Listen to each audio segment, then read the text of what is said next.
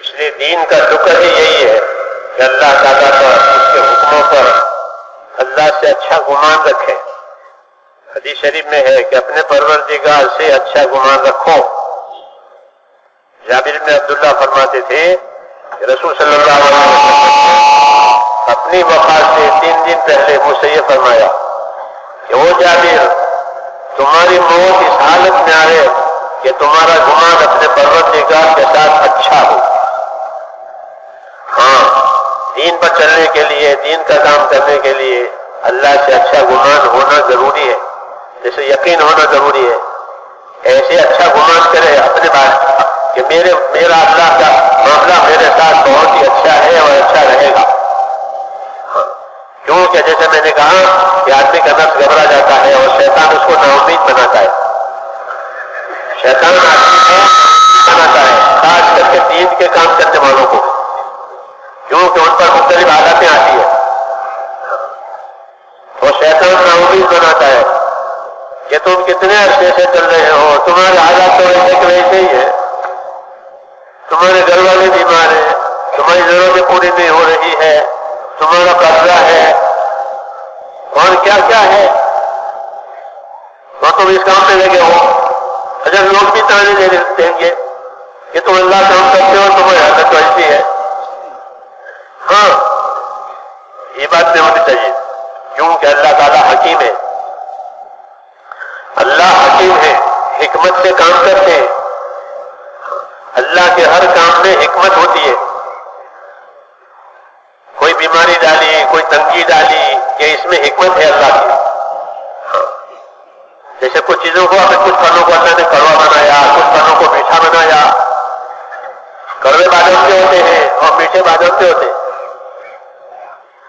بادام کڑوے بھی ہوتے ہیں، ان کا تیل الگ نکالتے ہیں۔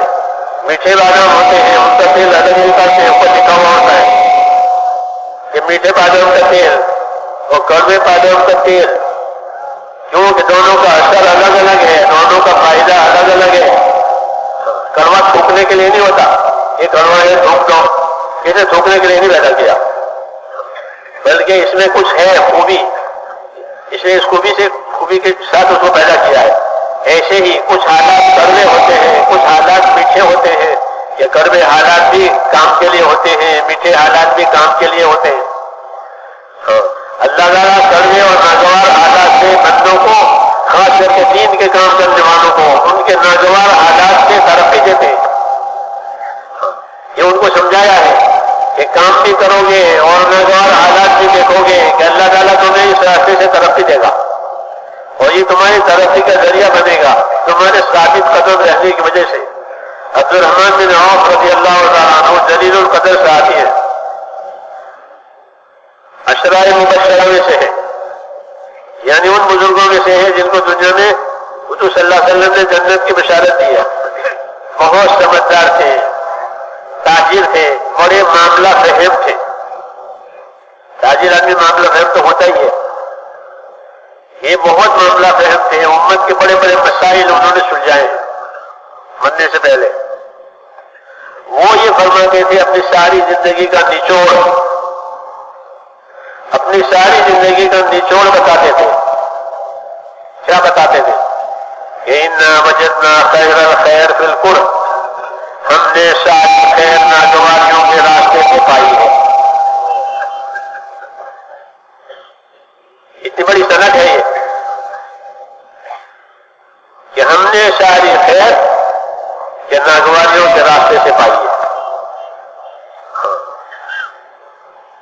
تو نیک بندوں کے ساتھ ناگواریاں کہ یہ ترقی کے راستے پر لے جانے کے لیے ہے، یہ نہیں کہ ناگواریاں جو ہے چھوڑنے کے لیے ہیں۔ جیسے میں نے کہا نہیں، کڑوے بادام کی ہیں، ہاں اس کا تیل الگ ہے، اس کی خاصیت الگ ہے، اس کی تاثیر الگ ہے۔ میٹھے بادام کی تاثیر الگ ہے، اس کے تیل کی تاثیر الگ ہے۔ کوئی چیز اللہ نے بے فائدہ نہیں پیدا کی ہے، تو اللہ کی پیدا کرنے میں حکمت ہوتی ہے۔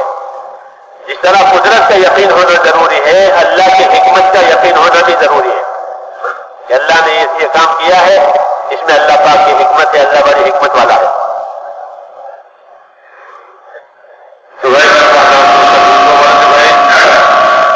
দিনের শুকর এই হলো যে দিনের উপরে মজবুত থাকতে হবে। যে কোনো অবস্থায় হোক, সুবিধার হোক অসুবিধার হোক, সব অবস্থায় দিনের উপরে মজবুত থাকতে হবে এবং আল্লাহ তাআলার সঙ্গে ভালো ধারণা রাখতে হবে। আল্লাহ তাআলার প্রতি ভালো ধারণা রাখতে হবে। অবস্থা ভালো হয়েছে তাতে যেমন আল্লাহ তাআলার দিকে ভালো ধারণা করি, যখন এরকম ভাবে অসুবিধা সৃষ্টি হয় তখনও আল্লাহ প্রতি ভালো ধারণা রাখতে হবে। হযরত জাবের বিন আব্দুল্লাহ রাদিয়াল্লাহু তাআলা বলেন যে রাসূলুল্লাহ সাল্লাল্লাহু আলাইহি ওয়াসাল্লাম ইন্তেকালের 3 দিন আগে আমাকে এই নসিহত করেছেন যে তোমার মৃত্যু যেন এমন ভাবে আসে, এমন অবস্থায় আসে যে তুমি আল্লাহর সঙ্গে ভালো ধারণা রাখতেছো। তো আল্লাহ তাআলা আমাদেরকে দিন দিয়েছেন, দিনের উপরে চলার তৌফিক দিয়েছেন, দিনে মেহনত করার তৌফিক দিয়েছেন। যে কোনো অবস্থায় আসুক এই অবস্থার মধ্যে আল্লাহর দিকে, আল্লাহর প্রতি ভালো ধারণা রাখি, কোনো খারাপ ধারণা আমি না করি যে এই অসুখ, এই বিসুখ, বিভিন্ন রকমের কর্জা, বিভিন্ন রকমের অবস্থা, একটা পর একটা পেরেশানি আমার আসতেছে, তো আমি এই সব পেরেশানির মধ্যে আল্লাহর প্রতি ভালো ধারণা রাখবো, খারাপ ধারণা করবো না। কারণ আল্লাহ তাআলা এই সমস্ত অসুবিধার মধ্যে, পেরেশানির মধ্যে আল্লাহ তাআলা মানুষ যখন দিনের উপরে চলে তো আল্লাহ তাকে তরক্কি দেন এবং তাকে উন্নতি দেন আল্লাহ তাআলা। এটার মধ্যে আল্লাহ তাআলার বড় হিকমত রয়েছে। এই জন্য বলেন যে ভাই, যে কোনো অবস্থায় হোক, খারাপ অবস্থায় হোক, তো ওই অবস্থার মধ্যে আল্লাহর সঙ্গে ভালো ধারণা রাখতে হবে যে আল্লাহ তাআলা ভালোই চাইতেছেন আমার জন্য। শয়তানের কাজ হল মানুষকে নিরাশ করে দেওয়া।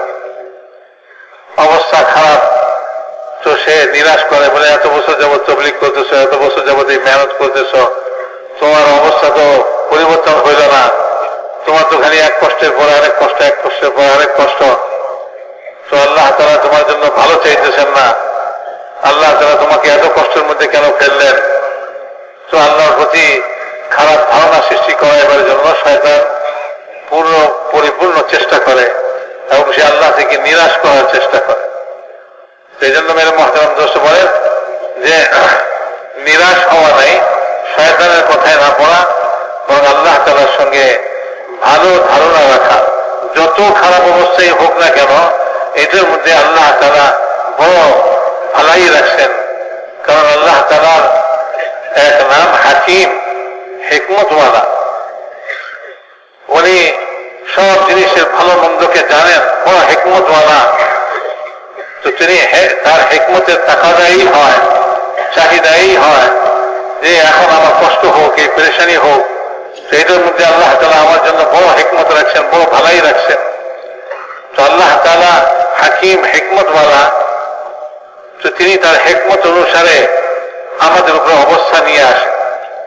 হযরত আব্দুর রহমান ইবনে আওফ রাদিয়াল্লাহু তাআলা আনহু উনি আশারায়ে মুবাশশারার মধ্যে, অর্থাৎ ওই সমস্ত বুজুর্গ সাহাবাদের মধ্যে যাদেরকে দুনিয়াতেই জান্নাতের সুসংবাদ দেওয়া হয়েছিল, উনি বলতেছেন যে আমি যত ভালাই পাইছি সব ভালাই আমি অপছন্দনীয় জিনিসের মধ্যেই পাইছি, কষ্টের মধ্যেই পাইছি।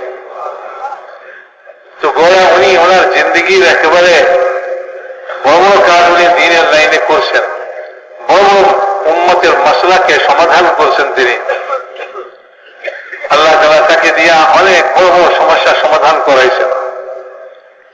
তো উম্মতের মধ্যে অনেক বড় বড় সমস্যার সমাধান করেওয়ালা উনি ওনার জীবনের নির্যাস শোনাইতেছেন। আমি জীবনে যা পাইছি সেটা হলো, বলেন যে যত ভালাই পাইছি সব কষ্টের মধ্যে পাইছি। তো বহুত বড় সহজ হয়ে গেল যে ভাই কষ্টের মধ্যেই বিরাট ভালাই রাখছেন আল্লাহ তাআলা। উনি বলেন যে যেমন আল্লাহ তাআলা দুনিয়াতে ফল তৈরি করছেন, বিভিন্ন স্বাদের ফল তৈরি করছেন, কোনটা মিষ্টি কোনটা তিতা। তো তিতা কেন পয়দা করলো? মিষ্টি বানাইছে সবটা, কোনটা তিতা বানাইছে কোনটা মিষ্টি বানাইছে। বলে বাদাম, বলে যে কোনটা মিষ্টি কোনটা তিতা। আর ওই মিষ্টি বাদামের তেল হয় আর চিতা বাদামেরও তেল হয়। চিতা বাদামের তেলের মধ্যে লেখা থাকে চিতা বাদামের তেল, আর মিষ্টি বাদামের তেলের মধ্যে লেখা থাকে যে মিষ্টি বাদামের তেল। কারণ প্রত্যেকটার মধ্যে উপকারিতা ভিন্ন ভিন্ন রাখছেন আল্লাহ তাআলা। চিতা জিনিসের মধ্যে উপকারিতা রাখছেন। তিতা ফলের মধ্যে উপকারিতা রাখছেন আল্লাহ তাআলা। যেমন মিষ্টির মধ্যে, মিষ্টি ফলের মধ্যে উপকারিতা আছে, তো তিতার মধ্যে উপকারিতা আছে। যেরকম আমাদের উপরে কখনো সুবিধা মিষ্টি হালত আসে, আর কখনো তিক্ত হালত আসে, তিক্ততা আসে, তো বলে যে মিষ্টি হালতের মধ্যেও আল্লাহ তাআলা ভালাই রাখছেন, আর বলে যে ওই তিতা হালত যেটা, তিক্ত হালত যেটা, সেটার মধ্যেও আল্লাহ তাআলা ভালাই রাখছেন। তো কাজেই নিরাশ হওয়া নাই আল্লাহ তাআলার ব্যাপারে। আল্লাহ তাআলা বড় হাকিম, হিকমতওয়ালা। যেমন আল্লাহ তাআলা কুদরতের উপরে ইয়াকিন রাখা চাই, ঠিক এমনি ভাবে আল্লাহ তাআলার হিকমতের উপরে, আল্লাহ তাআলা যে হাকিম, এটার উপরেও ইয়াকিন থাকা চাই।